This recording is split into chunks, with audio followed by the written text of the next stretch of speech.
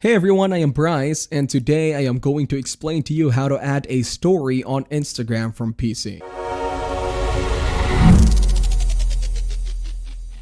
First, open your browser and access the Instagram application by typing instagram.com in the search bar. After that, right-click on the background of the website, then choose Inspect from the menu that appears. Next, you need to click the mobile device icon at the top of the inspector menu. After that, click on the dimensions on the top left side of your page. Then select the device type you want to view Instagram as. Here I am selecting iPhone 12 Pro from the list. After that, refresh your browser window, then click Add to your story. After that, upload the image you want to post.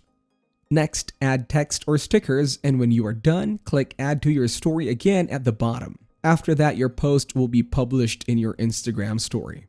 Now, if you want to exit the inspector view and return to the regular Instagram desktop site, simply click Dimensions and choose Responsive to switch back to the regular view.